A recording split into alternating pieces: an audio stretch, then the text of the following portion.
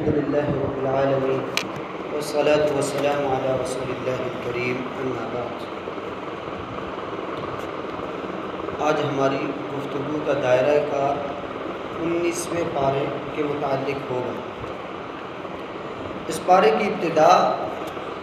اس آیت شریفہ کے ساتھ ہے، وقال الذین لا یرجون لقاءنا لولا انزل علینا الملائکۃ او نری ربنا لقد استکبروا فی انفسہم وعتوا عتوا کبیرا۔ جو لوگ آخرت کا یقین نہیں رکھتے اور اس بات کا انکار کرتے ہیں کہ انہوں نے اللہ کے سامنے کھڑا ہونا ہے، وہ اس بات کا سوال کرتے ہیں رسول سے کہ لولا انزل علینا الملائکہ، ہم پر فرشتے کیوں نہیں اترتے، او نری ربنا، اور ہم کیوں اپنی آنکھوں سے رب کو نہیں دیکھ لیتے۔ اللہ فرماتے ہیں لقد استکبروا، یہ اصل میں خود ان کے اندر اتنا تکبر بھرا ہوا ہے، اس تکبر کی بنیاد پر یہ کلام ہے اور یہ سخت سرکشی ہے۔ اور اس پارے کا اختتام اللہ تعالیٰ کی حمد کے ساتھ ہے اور فرمایا وَسَلَامٌ عَلَىٰ عِبَادِهِ الَّذِينَ اصْطَفَىٰ۔ اللہ تعالیٰ نے اپنے جن بندوں کو اپنی اس خاص دین کی دعوت کے لیے چن لیا ہوتا ہے، اللہ فرماتے ہیں ان پر اللہ کی سلامتی ہو، وَسَلَامٌ عَلَيْهِمْ۔ اور پھر فرمایا اللَّهُ خَيْرٌ أَمَّا يُشْرِكُونَ، کیا اللہ بہتر ہے یا ان لوگوں کو جن کو یہ شریک ٹھہراتے ہیں اللہ کے ساتھ، کیا یہ بہتر ہے؟ اور اس پارے میں تقریباً 7 انبیاء کی دعوت کا ذکر ہے کہ کیسے انہوں نے دعوت دی اور کیسے ان کی قوم نے جھٹلایا اور اللہ تعالیٰ نے ان پر اپنے عذاب کا کوڑا برسایا۔ سب سے پہلے موسیٰ علیہ السلام کا تذکرہ ہے، پھر ابراہیم علیہ السلام کی قوم کا تذکرہ ہے، پھر نوح علیہ السلام، پھر ہود، صالح، اور پھر لوط علیہ السلام، اور آخر میں شعیب علیہ السلام کی دعوت کا تذکرہ ہے۔ یہ ہمارے لیے اس بات کا پیغام رکھتا ہے کہ ایک داعی، ایک موحد، توحید کو جاننے والا، وہ جب توحید کا پیغام لے کر لوگوں کے سامنے پیش کرے گا، اس پر آوازیں کسے جائیں گے، اس کے لیے دل خراش باتیں کی جائیں گی، اس کے لیے دکھ دینے والی، تکلیف دینے والی باتیں۔ تو ایک جو توحید کا پیکر بندہ ہے، اس نے اپنے توحید کے اس پیغام کو چھوڑنا نہیں، لوگوں کے آوازیں کسنے پر اس نے اپنی بات کو چھوڑنا نہیں ہے، بلکہ اس نے اپنے کردار کو پیش کرنا، اپنے عمل کو پیش کرنا ہے کہ میرا توحید پر عمل کرنا میرے کردار کو اس طرح بنا رہا ہے، وہ خود ایک نمونہ ہو۔ اب اس بارے میں ہم نے بنیادی طور پر وہ چیزیں دیکھنی ہیں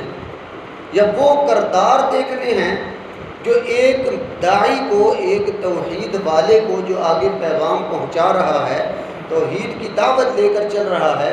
اس کے کردار کو کون سی چیزیں نکھار سکتی ہیں، کون سی چیزیں اس کو رول ماڈل بنا سکتی ہیں لوگوں کے لیے۔ ان میں سے سب سے پہلے عاجزی اختیار کرنا، اپنے آپ کو نیچا کر لینا، تواضع اختیار کرنا، جیسا کہ فرمایا وَعِبَادُ الرَّحْمَنِ الَّذِينَ يَمْشُونَ عَلَى الْأَرْضِ هَوْنًا، جو اللہ تعالیٰ کے بندے ہیں، رحمان کے بندے ہیں، وہ زمین پر بڑی عاجزی کے ساتھ چلتے ہیں۔ اور پھر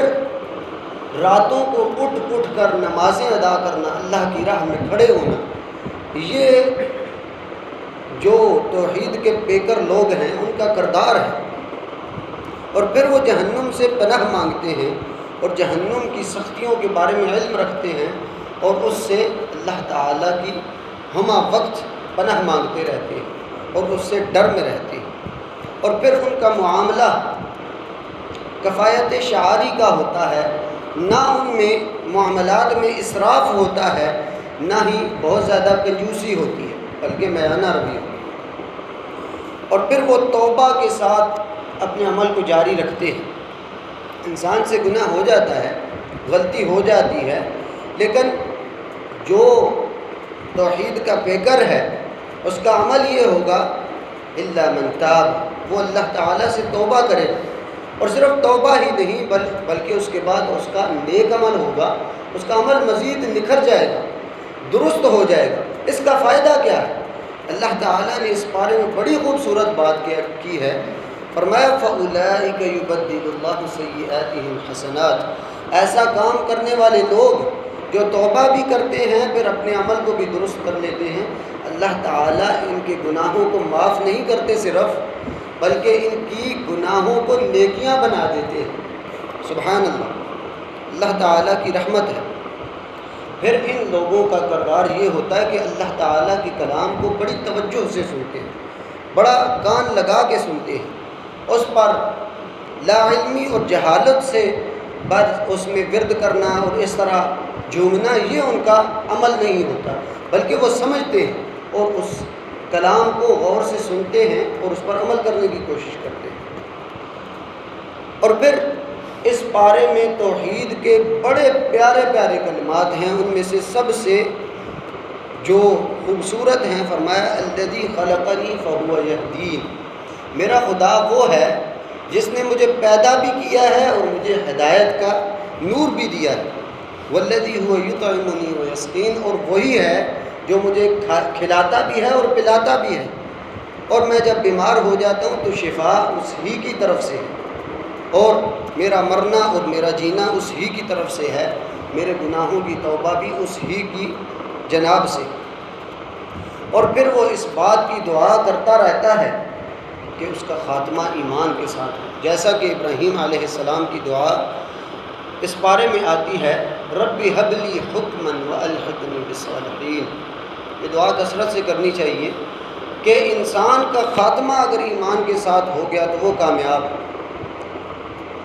اور پھر نمازوں کی پابندی اور شکر، اللہ تعالیٰ کی نعمتوں پر شکر ادا کرنا، یہ بھی ایک داعی اور ایک موحد کا کردار ہوتا ہے، جیسا کہ داؤد اور سلیمان علیہ السلام کو اللہ تعالیٰ کی طرف سے علم دیا گیا تو اللہ تعالیٰ کا بڑا شکر کرتے تھے اور اللہ کی حمد کرتے تھے۔ اور پھر نیک عمل کی توفیق اللہ تعالیٰ سے مانگنا، جیسا کہ سلیمان علیہ السلام نے اللہ تعالیٰ سے دعا کی تھی رب اوزعنی ان اشکر نعمتک التی انعمت علی وعلی والدی وان اعمل صالحا ترضاہ وادخلنی برحمتک فی عبادک الصالحین۔ یہ دعا کثرت سے کرنی چاہیے کہ اللہ تعالیٰ ہمارے اعمال کو درست بھی کر دے اور ہمیں نیک عمل کی مزید توفیق بھی عطا فرمائے۔ اور استغفار کا ورد رکھنا اور وہ اعمال جن سے اجتناب کرنا اور جس سے ایک داعی اور ایک موحد کے کردار پر دھبا پڑ جاتا ہے، ان سے بچنا۔ ان میں سے سر دست سب سے پہلے اور سب سے بنیادی چیز برے دوست، بری صحبت سے بچنا، کیونکہ یہ ایسی چیز ہے کہ قیامت والے دن انسان اس بات کی حسرت اور اس بات سے براعت کرے گا اور کہے گا کہ لقد اضلنی عن الذکر، یہ ایسا دوست تھا، ایسا برا میری زندگی میں آیا کہ اس نے مجھے اللہ تعالیٰ کی راہ سے، اللہ تعالیٰ کے ذکر سے غافل کر دیا۔ تو ایسے دوستوں کی دوستی اپنانے سے پرہیز کرنا یہ ایک موحد کی ذمہ داری ہے۔ اور پھر قرآن پر اس کا عمل ہو، اس لیے کہ قرآن کے اوپر عمل نہیں ہے تو قرآن آپ کے خلاف حجت ہے، اور یہ قرآن کی آیت دلیل ہے۔ وقال الرسول یا رب ان قوم اتخذوا هذا القرآن مہجورا، اللہ تعالیٰ کے نبی قیامت والے دن خود آ کر اس بندے کے خلاف گواہی دیں گے، یا رب ان قوم اتخذوا هذا القرآن مہجورا، یا اللہ یہ میری قوم ہے جس نے اس قرآن کو چھوڑ دیا تھا۔ رسول اللہ صلی اللہ علیہ وسلم کی شفاعت کا ہم دم بھرتے ہیں، وہ ہمارے خلاف شفاعت، ہمارے خلاف گواہی دے رہے ہیں اگر ہم قرآن کو چھوڑ رہے ہیں۔ بہت بڑی بات ہے، اس پر غور کرنے کی ضرورت ہے۔ اور پھر ظلم اور زیادتی سے بچنا اور نفس کی خواہش سے بچنا، کیونکہ نفس ہمیں برے کام کی طرف لے کے جائے گا۔ ان النفس لامارۃ بالسوء، اور فرمایا کہ جو صرف نفس کے پیچھے چلنے والا ہے اس کی مثال جانوروں کی طرح ہے، اس میں نہ عقل ہوگی نہ سمجھ ہوگی نہ سماعت ہوگی۔ تو اللہ تعالیٰ کی دی ہوئی ہدایت پر چلنا یہ ایک عاقل بندے کا کام ہے۔ اور پھر یہ کہ دنیا سے بدلے کی چاہت نہ ہو، ایک کام کیا اس کا اجر اللہ تعالیٰ سے مانگنا، اللہ تعالیٰ کے لیے اس کی نیت ہونا، جیسا کہ ہر نبی نے دعوت دی اور دعوت کے بعد کہا وما اسألکم علیہ من اجر ان اجری الا علی اللہ رب العالمین، میرا اجر اللہ تعالیٰ کے پاس ہے، آپ سے کوئی اجر میں نہیں مانگتا۔ تو اس سے انسان کے دل میں بڑا خلوص بھی پیدا ہوتا ہے۔ اور پھر اللہ تعالیٰ پر توکل کرنا، دعوت دینا لیکن اس کا اثر، اس کے اوپر لوگوں کا عمل، اس کے متعلق اللہ تعالیٰ پر توکل کرنا اور اللہ تعالیٰ سے دعا کرنا، اور غیر اللہ کی پکار سے بچنا، یعنی غیر اللہ کو نہ پکارنا، شرک نہ کرنا۔ شرک میں مبتلا ہونا یہ موحد کے لیے بہت بڑا دبا ہے، بلکہ اس کی توحید کا ہی انکار ہو جاتا ہے۔ اور پھر بدکاری اور جھوٹی گواہی سے بچنا، جھوٹی گواہی بہت بڑا گناہ ہے اور بہت بڑا گناہ اس کو گردانا گیا ہے۔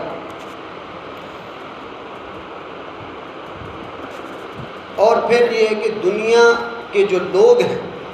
جو آپ کے خلاف ہو گئے ہیں اس دعوت کی بنیاد پر، ان کی پرواہ نہ کرنا، جیسا کہ نوح علیہ السلام اور لوط علیہ السلام کی قوم جب انہوں نے زوردار دعوت کی تو ان کی قوم نے ان کو کہا کہ اگر آپ نے یہ دعوت نہ چھوڑی، نبیوں کو کہہ رہے ہیں، اگر آپ نے یہ دعوت نہ چھوڑی تو ہم آپ کو سنگسار کر دیں گے، اور ایک نبی کو کہا آپ کو ہم ملک بدر کر دیں گے، آپ کو اس ملک سے نکال دیں گے۔ تو ایک داعی جو ہے اس کو یہ چیزیں دیکھنی ہے، لیکن اپنے آپ کو اس نے صبر کا پیکر بنا کے اس دعوت میں جاری رکھنا ہے اپنے آپ کو۔ اور پھر ماپ تول میں اور عام جو معاملات ہیں اس میں کمی نہ کرنا، اور لوگوں کے ساتھ انصاف کا معاملہ کرنا، اور غیر اللہ کی عبادت اور اس کی طرف جو دعوت ہو رہی ہے اس کو روکنا کما حقہ، اور جتنی انسان کی ایک استطاعت ہو سکے۔ یہ وہ کردار ہے، یہ وہ خصوصیات ہیں جو ایک انسان، ایک داعی اور ایک موحد جو ہے، جو توحید کا پیغام لے کر لوگوں کے سامنے پیش کر رہا ہے، اس کے کردار میں اگر یہ چیز ہیں تو وہ لوگوں کے لیے نمونہ ہوگا، اور اس کے کلام میں، اس کی بات میں، اس کی دعوت میں اثر ہوگا۔ اللہ تعالی ہمیں یہ کردار اپنانے کی توفیق عطا فرمائے،